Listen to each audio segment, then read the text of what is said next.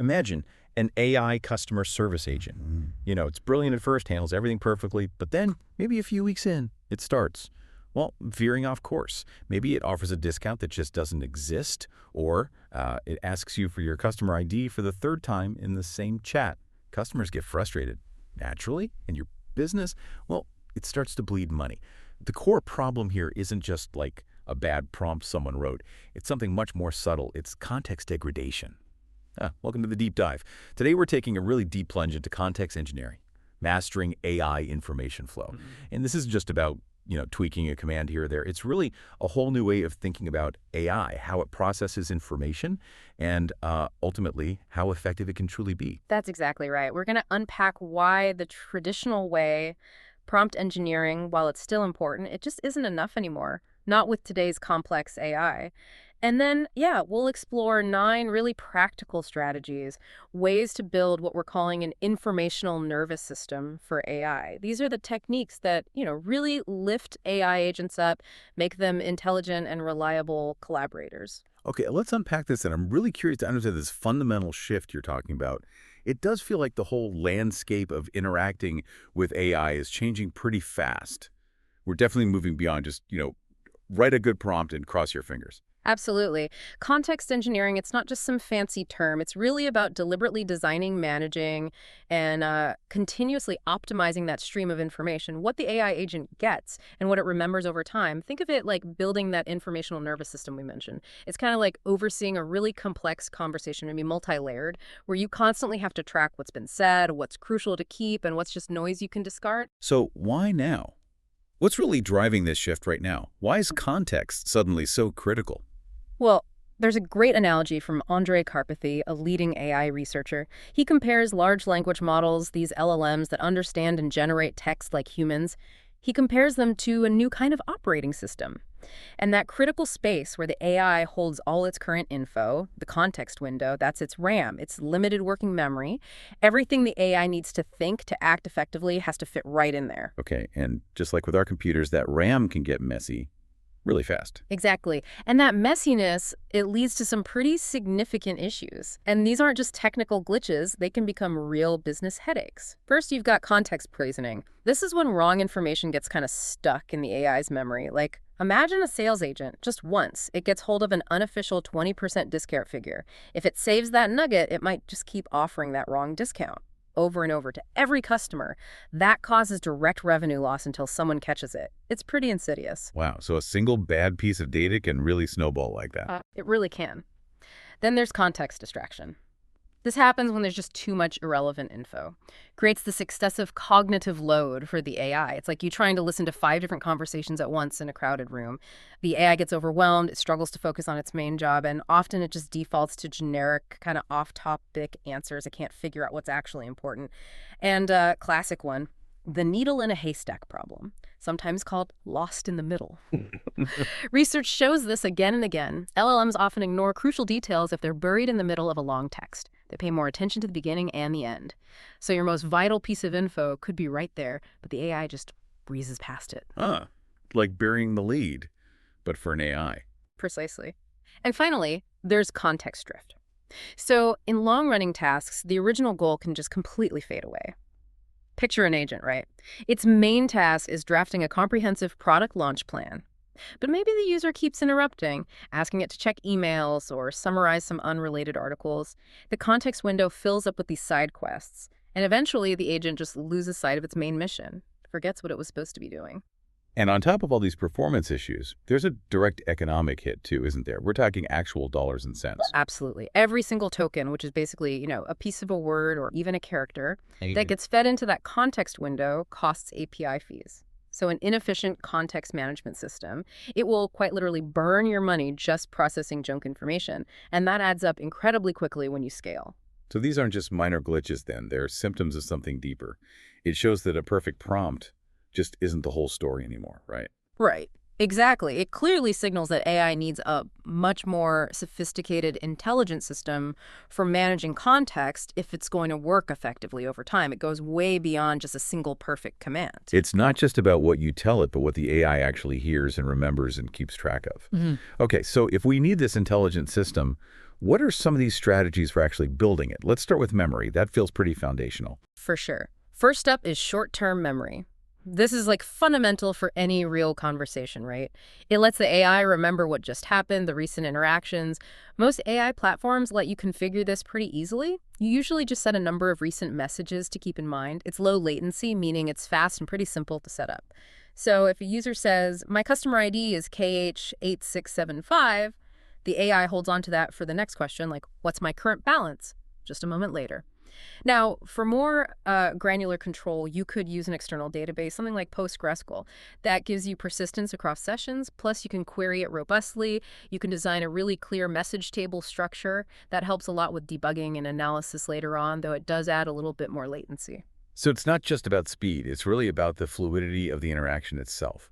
Without that basic recall, every AI chat would feel like talking to someone with severe amnesia, just repeating yourself over and over. That's a great way to put it, yeah. Frustratingly repetitive. Then there's the idea of more durable intelligence, which brings us to long-term memory. This is what keeps critical information handy across multiple sessions, maybe even ones that are far apart in time. A simple approach, maybe just a text file, or even something like Google Docs. But more robust systems actually classify memory types, helps keep things organized. So you might have user memory for individual preferences or interaction history, like this user prefers reports on Monday mornings. Then maybe domain memory for business rules, product info, stuff like our standard return policy is 30 days. And finally, task memory. This tracks the state of longer projects, like we're currently in the planning phase of Project X. Okay, but how does an AI know when to forget things or when information gets outdated? That seems like a really tricky challenge for long-term memory, especially. Oh, it absolutely is. That's a critical point. Unlike us humans, AI doesn't just intuitively forget stuff that's no longer relevant. It needs periodic memory validation, active cleanup mechanisms. Maybe you have an automated process that runs, say, nightly to check and refresh the agent's memories. This is a key area for active management. Otherwise, you risk that context poisoning we talked about earlier. Right. And tools, they add so much power to AI, but they also seem like they add another whole layer of complexity to this context management puzzle. They definitely do.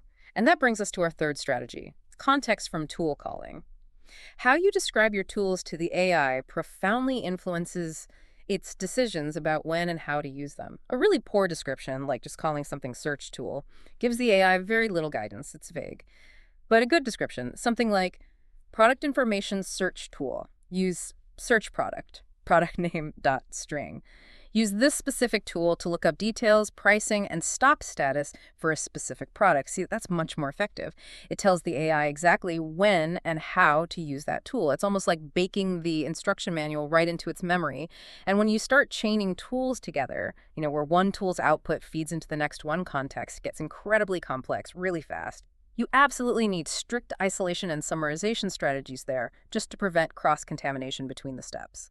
So it sounds like AI memory isn't like ours at all. It needs constant active gardening, you could say. It doesn't naturally prune itself. Is that the gist? That's exactly it. It needs active, intelligent management because it doesn't inherently filter or forget like we do. Okay, let's shift gears a bit. How do we give AI access to truly vast amounts of knowledge, like huge databases or document sets, without completely overwhelming its limited working memory? That seems like a massive challenge. Yeah, and that brings us nicely to our fourth strategy, RAG, Retrieval-Augmented Generation. This is a really elegant solution, actually. It allows AI agents to dynamically pull in information from large external knowledge bases just when they need it. Now, to make RAG work well, you really need to think about a few key components. First, your chunking strategy, how you break up your knowledge base. Don't just split documents by a fixed size, like every 500 words. Use more advanced methods like recursive chunking or semantic chunking. These try to group related sentences or ideas together, creating more coherent text segments for the AI to understand. Next, choosing an embedding model. This is crucial. This model is what translates your text into a sort of mathematical representation that the AI uses for similarity searches. Picking the right one is key for finding relevant info. Then, advanced retrieval techniques. You want to combine traditional keyword search like the old school BM25 method, good for finding exact word matches, with semantic search, which understands meaning and concepts. This combo, often called hybrid search, usually gives you much more relevant results, especially for tricky technical terms or nuanced ideas. And finally, re-ranking. After you retrieve, say, the top 10 potential documents, you use a smaller, faster model to reevaluate just those top hits. It sorts them again based on relevance to the specific query, pushing the absolute most critical information right to the very top for the main powerful LLM to process first. Can you give us a quick, concrete example of that re-ranking? How does that work in practice? Sure. Let's say someone asks, what's the warranty policy for the X15 laptop? Hybrid search would pull documents containing the keyword X15 and also documents semantically related to warranty policy. The re-ranker then looks at those results and says, okay, this specific passage mentions both X15 and warranty policy very clearly. It then pushes that exact passage to the #1 spot in the context window. This ensures the main LLM sees the most relevant snippet immediately. Gotcha. That makes sense. Now, what about really complex tasks, things with multiple steps, maybe over a long period? How do you manage context there without it just, Yeah. drifting off course completely? Yeah, for those really complex scenarios, we turn to strategy number 5, context isolation using a multi-agent approach. For complex tasks, often the best solution is to build a sort of hierarchical team of specialized AI agents. Think of it like a company's org chart. You might have a coordinator agent acting as the overall manager, then supervisor agents like team leads, and then worker agents as the specialists, each focused on one specific thing. Let's take an automated marketing team example. The coordinator agent gets the high-level goal, something like increase brand awareness for product Y. It then delegates parts of this big goal. A content supervisor agent manages the overall content strategy, and under that supervisor, you might have a worker agent research. Its only job is keyword research and competitor analysis. It deals with all the messy web data, scraping pages, etc. But crucially, it doesn't pass that mess along. It processes it and returns only a clean, structured JSON file with its findings. Then, a separate worker agent writing receives only that clean JSON data. Its context is pure.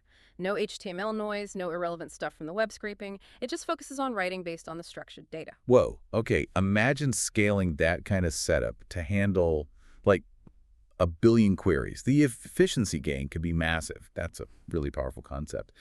But what are the biggest hurdles in actually implementing a multi-agent system like that? Seems complex. Yeah, the primary challenge is really designing those clear interfaces and communication protocols between the agents. Each agent needs to know precisely what information it expects as input and exactly what format its output should be in for the next agent down the line. It takes careful architectural planning up front to make it work smoothly. So whether it's breaking down tasks with agents or using RG, is the core idea basically just giving the AI only the information it needs for the immediate task, preventing it from getting overwhelmed or distracted? Precisely. That's the essence of it. Deliver only the most relevant pieces of information right when needed. It prevents distraction and dramatically improves focus. Okay, we've covered memory, how AI uses tools, even setting up AI teams. What else is in the toolkit for managing this critical information flow and keeping it clean and effective? Right. Next up is context summarization. This is all about the intelligent compression of information. It's not just shortening, it's making it dense with meaning. This usually breaks down into two main types. First, extractive summarization. This method simply pulls out the most important sentences directly from the original text. It's generally fast and pretty factual because it's just selecting existing phrases. So from a long email thread, it might pull out customer reported error X and we suggested solution Y. Straightforward. Then there's abstractive summarization. Here, the AI actually generates new sentences to capture the essence of the content. This often sounds more natural, more concise, but, and this is important, it carries a higher risk of hallucination, where the AI might accidentally make up details if you don't control it carefully. An abstractive summary of that same email thread might sound like, the customer encountered error X and the team successfully guided them through implementing solution Y. More fluid, but potentially less precise if not done well. Got it. And for those really complex workflows that need tight control, predictability, moving step by step? For those, we often use strategy number 7, context-aware routing and staging. We actually borrow a concept from computer science here called a finite state machine, or FSM. Basically, each defined state in your workflow, like say, new order or payment pending or inventory check, has its own clearly defined context requirements and specific rules for transitioning to the next state. Think about processing an online order. The new order state just contains the basic order details. Agent A validates it. If it's good, it transitions to the inventory check state. In that state, Agent B calls the warehouse API tool with the product ID. If there's enough stock, it moves to payment pending. If not, maybe it goes to an out-of-stock state. This creates simple, predictable steps. It ensures the AI agent always has exactly the right context for its current specific task within the larger workflow. Making the information really easy for the AI to digest seems incredibly important too. Like, how does it prefer its data served up? Is there an optimal format? Absolutely crucial. And that brings us to strategy number 8. Context formatting. Especially when you're dealing with structured data coming from APIs or databases, just feeding it to the AI as like a natural language sentence is often really inefficient and surprisingly prone to errors. Instead, you should provide that data as clean, well-typed JSON. That's that standard text-based format for representing structured data. For example, instead of saying the product is a cotton t-shirt, it costs 250,000 VND and there are 50 in stock at warehouse A, you'd use a JSON object, something like product name, cotton t-shirt, price, 250,000, currency, VND, stock, quantity, 50, location, warehouse A. The LLM can parse and extract information from that structured format with much, much higher accuracy. It almost optimizes its own efficiency of thought when the data is clean like that. Okay, and finally, number 9, strategic reduction. How do you decide what information to cut when the context gets too big without accidentally losing something critical? Right, that's context trimming. And the key is, it's not about just randomly chopping off the end or the beginning. It has to be smart trimming. Yeah. One really effective technique here is to use a cheaper, faster, maybe less powerful auxiliary AI model to do a kind of relevance pre-pass. So imagine you have a massive 50-page document. Instead of feeding that whole monster to your powerful, expensive main model like GPT-4, you first pass it through a smaller, faster model, maybe like GPT 3.5 Turbo. You prompt the smaller model, hey, look through this document and pull out the 5 paragraphs that are most relevant to Q4 marketing strategy. Then you take only those 5 highly relevant paragraphs and feed just those to the big GPT-4 model for the actual analysis or generation task. This technique can significantly save on API costs while maintaining really high quality for the final output. I have to admit, I still wrestle with prompt drift myself sometimes, so these trimming techniques are absolutely vital for keeping my own focus and my costs in check. That's a really clever way to leverage the different strengths and costs of various models. Okay, looking across all 9 strategies, which ones, in your experience, feel like they offer the most immediate power or impact for practical AI development right now? For immediate impact, especially on efficiency and day-to-day accuracy, I'd probably say context formatting, getting that structured data right, and smart trimming. Those feel like game changers you can implement pretty quickly. So let's try to bring this all together. What does this really mean for us, for anyone building or using AI? What's the big idea, the main takeaway from diving into context engineering? Yeah, the big picture is that context engineering represents a really fundamental shift in how we approach AI. It's the transition from being just an AI user, someone who mainly focuses on writing good prompts, to becoming more of an AI architect. You're not just giving instructions anymore, you're actively designing the entire informational environment, the flow, the memory, the whole nervous system of the AI system itself. And these 9 strategies we walk through, they aren't really standalone formulas you just plug in, are they? They feel more like building blocks. Exactly. They're building blocks. They're designed to be combined, customized, adapted to the specific problem you're trying to solve. That's how you build truly sophisticated, robust, and reliable AI solutions. It's about tackling those immediate, very tangible problems we discussed, like high costs and accuracy issues that plague so many AI applications today. And looking further out, it feels like it's also about building the necessary foundation for whatever comes next in AI, right? Yes, absolutely. It's laying the groundwork for the next generation of AI applications. Those that might be capable of genuine autonomy, continuous learning from their environment, and much more intelligent, persistent interaction with the world. At the end of the day, the future of truly powerful AI probably isn't hidden in finding one single perfect prompt, but rather in constructing a perfectly architected context system. This has really been a deep dive. I feel like I have a much clearer map now. I'm already thinking about how to apply some of these strategies. Thanks so much for walking us through this crucial shift. My pleasure. It's definitely a fascinating area. And hey, here's maybe a final thought for you, for the listeners, to chew on. Think about how designing an AI's memory could evolve beyond just text. What if it started incorporating sensory data like inputs from cameras, microphones, maybe even touch sensors? What kind of new challenges, but also what incredible new possibilities might that open up for future AI agents? Yeah. Sensory memory for AI, definitely something to chew on. Thanks again. And thanks to all of you for joining us on this deep dive. We'll catch you on the next one. OETRO Music.